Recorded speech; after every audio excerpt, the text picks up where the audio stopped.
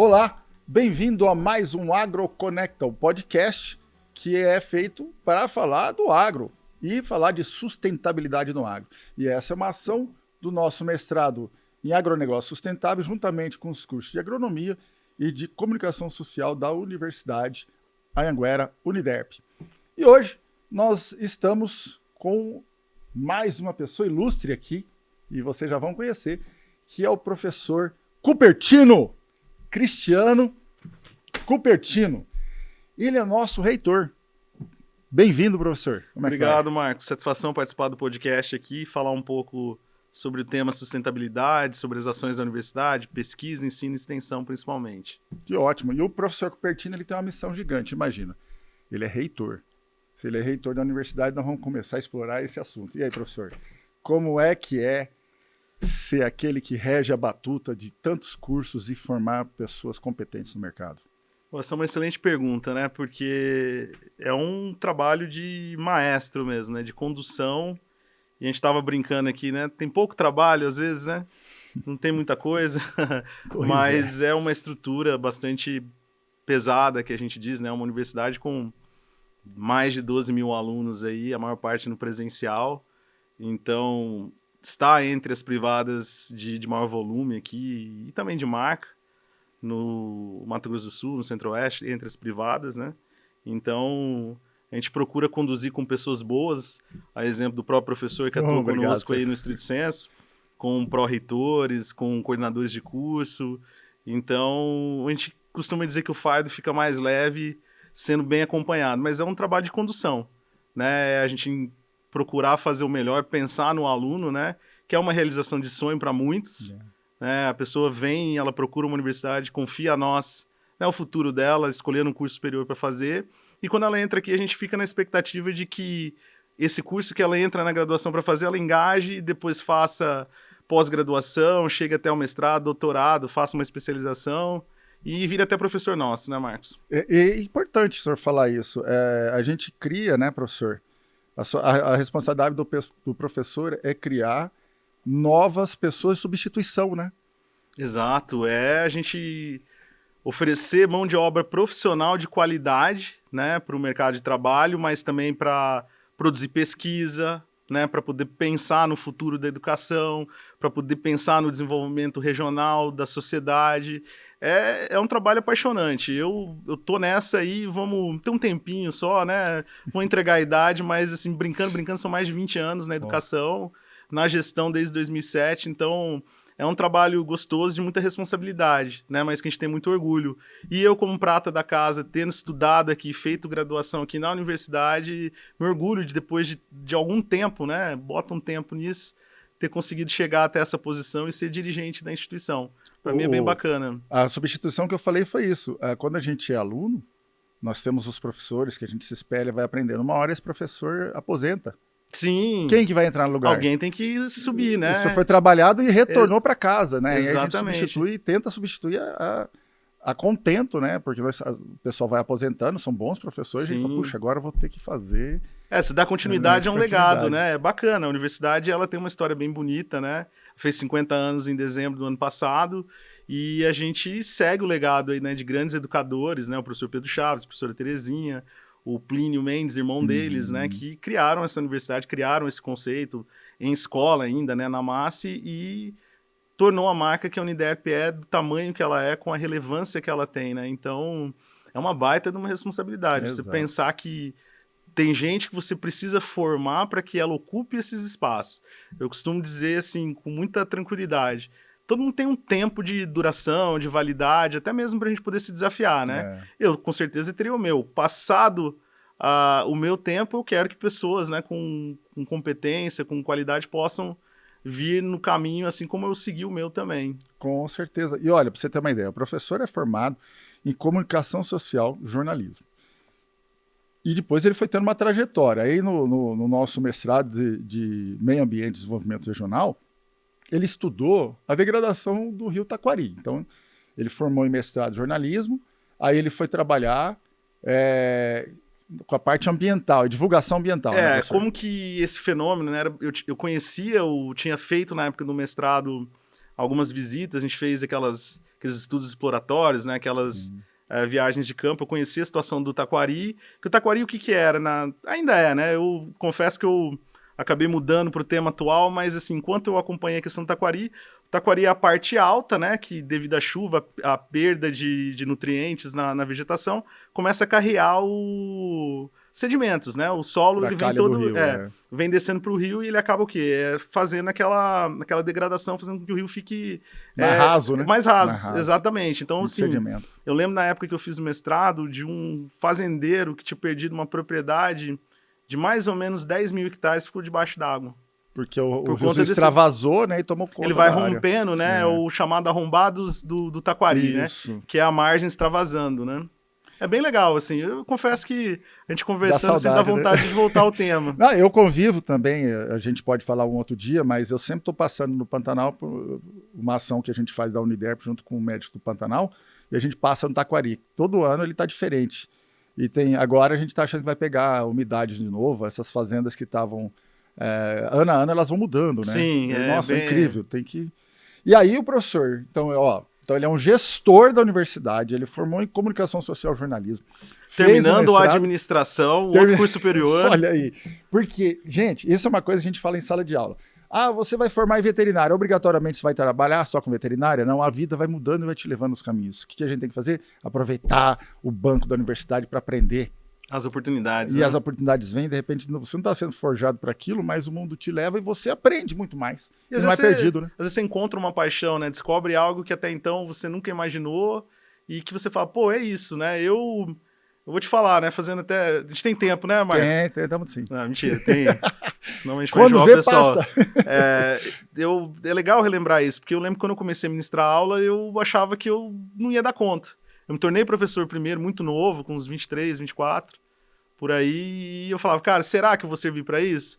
Mas aí você vai pegando o jeito, você vai aprendendo, você fala, meu, é um negócio apaixonante, né? Eu quero isso para minha vida e, assim, a transformação que faz na vida das pessoas é muito importante. Por isso que na universidade, se eu não me engano, né, professor? O professor vai falar melhor que eu. São competências, habilidades que você vai fazendo aflorar e vai dando essa condição das pessoas aprenderem. E quando ele olha para trás, como o senhor fala, gente, peraí, eu achei que não dava conta. Exato. Isso é o bacana, né? É o legal. Você vê tanto que você caminhou, né? Quando você faz um retrospecto, você fala, pô, fiz bastante coisa, né? Passei por muita, tive bastante experiência. Então, você vai desenvolvendo as competências, as habilidades, e elas mudam, né? Então, a gente vê as discussões aí acontecendo... É vivo, né? É igual a tecnologia, né? Nunca para de... Não para. E aí o professor não para. Ele não parou no mestrado. Ele seguiu no doutorado e trabalhou com um aspecto que está bastante em voga, né? A gente fala em sustentabilidade, o tema sustentabilidade é bastante grande. Há umas renovações no tema sustentabilidade. E aí o professor saiu do taquari, tirou o pé do barro e entrou em uma outra parte que, lógico, tem a ver com taquari, sim, mas num âmbito maior, né? E nesse caso, professor, o senhor trabalhando, eu gostei muito daquela frase que o senhor falou sobre a ideia da inquietação. Exato. A tese, Marcos, ela nasceu então dessa inquietação relacionada ao termo de sustentabilidade, né? A gente estava comentando aqui, sustentabilidade, ela não pode ser vista como um anexo, como algo periférico, né? Ela tem que estar sempre no centro da estratégia. Então, o que eu fiz? Eu peguei as ODS. Vamos fazer aquela chamadinha aí de classe. Você fala para o nosso público aí o que é uma ODS, o que são as ODS, as 17, Marcos? Todas as 17 eu não consigo saber. Não vou repetir todas, não. Todas? Não decorei todas, não, mas o que são as ODS? São os Objetivos de Desenvolvimento Sustentável, né? Da ONU. O que eu gosto de falar para a turma sobre a ODS, eles elencaram algo que estava meio que escondido na palavra sustentabilidade. Falar, então, ter água potável para todo mundo, você ter respeitabilidade, segurança alimentar, segurança hídrica e alimentar, né? O hídrico entra também. A responsabilidade aos indivíduos, trabalho digno, recompensa digna do trabalho. E eles conseguiram fazer 17 itens disso. E aí começou a haver uma cobrança, né, professor, dentro de todas as empresas para levar isso em conta. Não que isso é muito importante. Não que as empresas não estivessem fazendo. Exatamente. Não que do nada nasceu isso, mas era uma forma organizacional de mostrar que isso é feito, não é isso? Exatamente, aí bem colocado, né? São 17 ODS, Objetivos de Desenvolvimento Sustentável, né? tenta se chegar até eles até o Vai ano de ticando, 2030, né? né? Ticando isso. Esse é um objetivo. As empresas que eu entendo que elas vão andar na vanguarda, que precisam endereçar o tema de sustentabilidade, elas publicam relatórios, né? Relatórios mostrando como que a temática vem sendo trabalhada, como essas ODS vêm sendo aplicadas e se não é só conversa, se não é só marketing, né? Tem gente que acusa grandes empresas de fazer greenwashing, que é divulgar, falar que Não que faz... não tenha, Não que não mas a existe, gente exato. busca as A mais pesquisa sérias, mostra né? isso, mas as mais sérias, né? Eu peguei 3, eu foquei em 3 que são a JBS, a Raízen e a Nestlé, para ver como que elas estavam trabalhando e olhei para essa questão dos indicadores sustentáveis, aí pegando questão de recursos hídricos, como você colocou, produção de energia, emissão de carbono, trabalho digno. Então, eu foquei na análise desses relatórios para saber se também a inovação ela estava permeando, né, as práticas, né? Porque uma coisa é você traduzir aquilo que você está fazendo por meio de um relatório, mas como que você vai correlacionar esse Como que relatório vai para... balancear para ver se é verdade. Exatamente. Então, o objetivo foi esse, fazer essa análise. Eu também, depois, eu dei uma aprofundada nos relatórios da JBS, que eu entendi que entre as 3 era que tinha mais maturidade nesse processo de publicação, e aí eu peguei um período já maior, de 10 anos, dos relatórios da JBS para trabalhar as ODS, dando ênfase em algumas específicas que estão mais relacionadas ao bem-estar humano, né? E também, no final, fiz um boletim técnico com dicas, sugestões como que o pequeno produtor, como uma startup, como não só apenas as grandes empresas podem trabalhar a temática do ESG e trabalhar essa questão toda que permeia as ODS aí. Ok. E aí? Então o senhor foi olhar. Fui olhar. E aí? O que o senhor achou? Olha, tem muita coisa boa acontecendo, né? As empresas, elas avançam em transparência, elas estão investindo em inovação, né? Os assuntos de meta ambientais, eles são ambiciosos, né? Eu acho interessante isso. Tem bastante coisa bacana, mas tem muito desafio, né? Então, nem sempre essas ações elas estão conversando entre a realidade do território em que elas acontecem versus o local de atuação da empresa. Às vezes a empresa ela está sendo muito ambiciosa, né? Às vezes faz uma meta muito grande e fala, Exatamente. não vai atingir isso aí agora não. Exatamente. Porque assim, falar, né? A gente diz no popular que até o papagaio fala, Ele não é isso, fala, Marcos? isso mesmo. Mas aí a questão, mas essas empresas são empresas sérias, estão listadas, né? Na B3 tem negociação, então trabalha assim com mecanismos, né? Como o GRI, TEFs, tem uma série de metodologias para aferir se realmente elas estão conectando com aquilo que elas publicam em termos de relatório. Nesse impacto, inclusive, no valor da ação delas, né? Eu acho que o peso que se põe para eles realmente seguirem esses objetivos, se eles comprovam, eles têm uma visibilidade, uma chance de melhorar o valor das suas ações em função desse trabalho que eles estão fazendo. Né? É isso que é o retorno, né? Exato. Não vamos dizer que seja de graça, né? Mas é uma preocupação que ela está voltada para a questão do valor também, mas ela entrega, né? Ela precisa entregar, né? Porque tem um custo, né? Implantar. Exato. Por exemplo, você implantar uma ODS, você tem que ter uma implantação de um sistema de controle. Isso seriam pessoas que você teria que contratar dentro de algo que não estava preparado da empresa para gerir. Exatamente, faça com pessoas capacitadas, né? Que entendam e que possam realmente atestar que aquilo lá, senão a gente cai um pouco naquela palavra em inglês que a gente comentou aqui, que é o greenwashing, né? Você está fazendo parecer, você está usando teu marketing para dizer que você é sustentável, mas na prática você não é tão sustentável assim, você nem é sustentável, né? Então, aí, aqui em Campo Grande, isso o senhor fez longe, mas tem exemplos, eu acho que a nossa instituição, a gente vê internamente a preocupação que existe, né? A gente vê dentro dos e-mails, das ações que são feitas, e aí o senhor regendo a batuta tem que estar preocupado com isso, inclusive se espelhar em conhecimentos. Exato, né? Foi um dos motivos pelo qual o tema me interessou, né? A gente está no maior grupo educacional do Brasil hoje, né? Que tem mais de 100 unidades que a gente chama, né? São faculdades, centros universitários e fora os polos de educação à distância, então tem uma preocupação bastante latente, a gente tem departamentos, estruturas, né, que tratam especificamente disso. A universidade, não, a companhia, né, a Cogna, ela publica os seus relatórios de sustentabilidade, ela utiliza essas metodologias que eu citei, né, o GRI, TRF, para você fazer as validações, matriz de materialidade. Então, ela está bastante preocupada. Vamos pegar aqui por questão de pessoas, né? A companhia, as instituições, a Unidep tem grupos de afinidades, né? Ela promove o bem-estar do colaborador, ela pensa em soluções inovadoras para a questão de contribuição para a sustentabilidade de recursos. Então, tem uma série de coisas bacanas aí que a gente bebe e que estão também na vanguarda aí. Isso, a preocupação, pessoal, que todo o gestor de entrega de ensino, né? O professor tem o quê? No final das contas, ele vai formar um indivíduo. Sim. Né? Então, a preocupação do começo, o durante e o depois da universidade. E aí, dali, se ele vai seguir, geralmente pós-universidade, vai fazer outros cursos, né? Para melhorar, seja lato sensu ou estrito sensu, que vai para o mestrado, vai para o doutorado. E esse indivíduo ele vai entregar um trabalho na sociedade. Sim. Né? Essa é uma extensão que a gente faz. Sim. Por isso que a universidade é sempre ensino, é o tripé, pesquisa, né? Exatamente, e extensão. E aí a gente tem que falar desse tripé aqui. Então, dentro desse conhecimento que o senhor teve, vamos falar para o ensino. O que o senhor acha que tem um antes e depois desse conhecimento que o senhor adquiriu dentro de sala de aula, dos alunos que estão se formando? Essa é uma pergunta boa. Eu acho que a diferença ela é brutal, né? Principalmente para quem está dentro de uma universidade que é um celeiro de conhecimento. Então, até esses dias eu comentava, alguém perguntou para mim, falou, que eu comentei que estava fazendo outra graduação, né?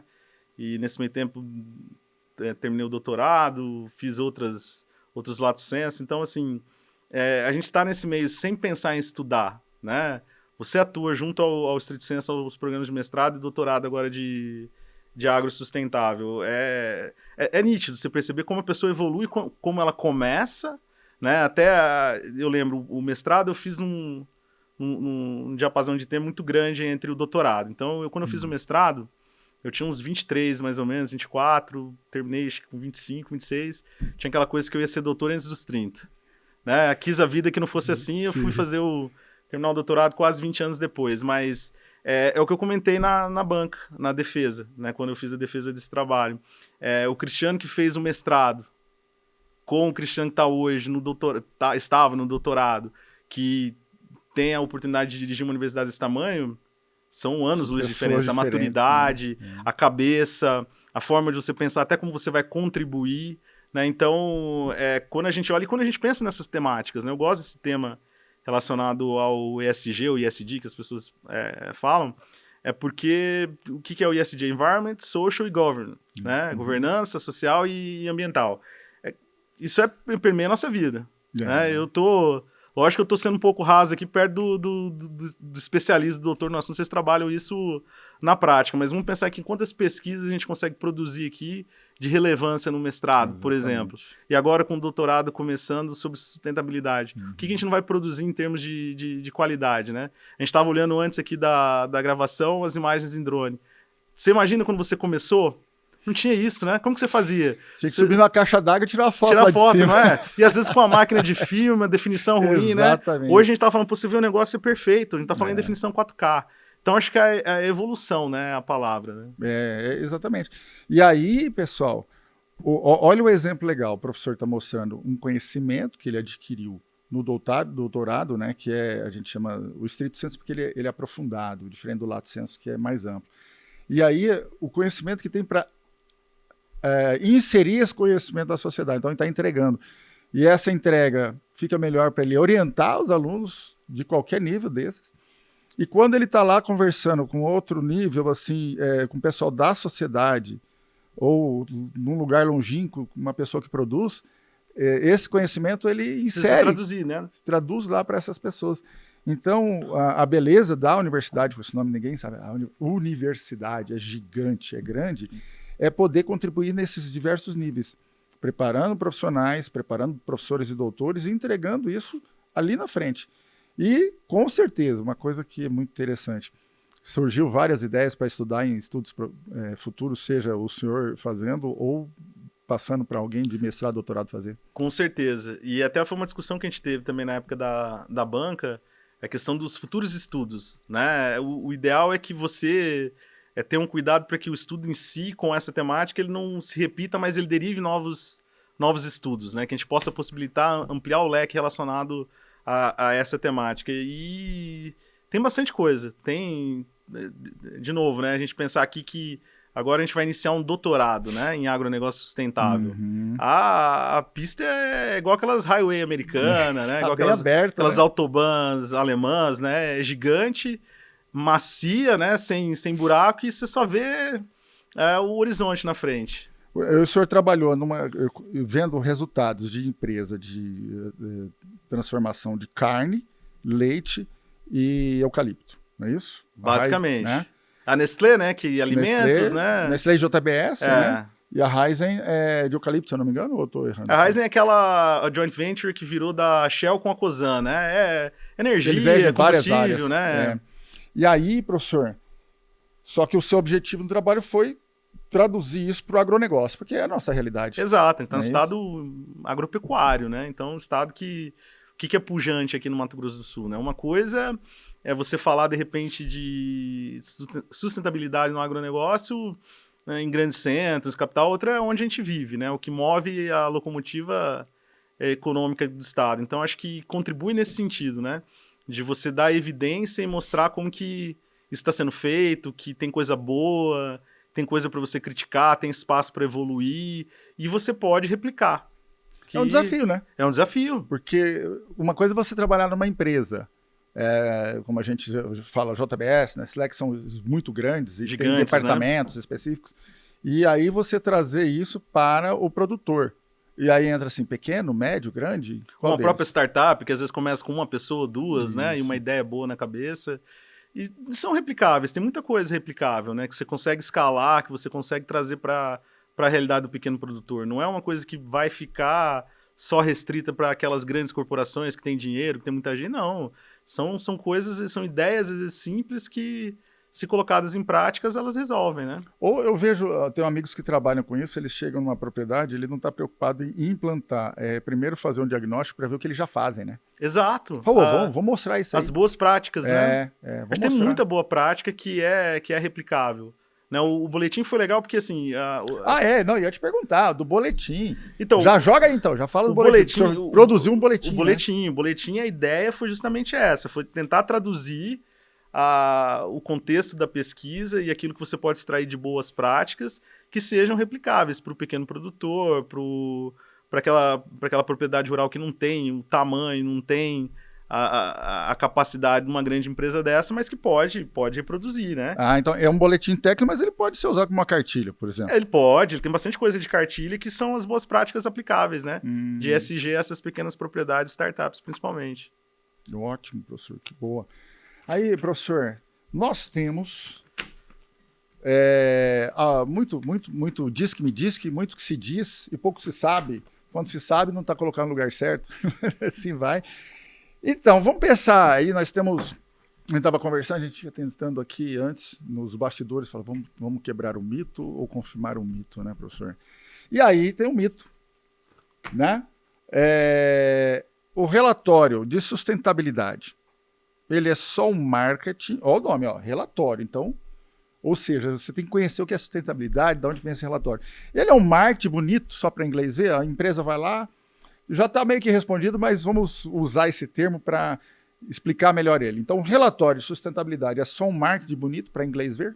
Não, isso é mito, Marcos. Existem os casos que a gente comentou de greenwashing, né, daquelas coisas mais maquiadas e tal, mas não é regra.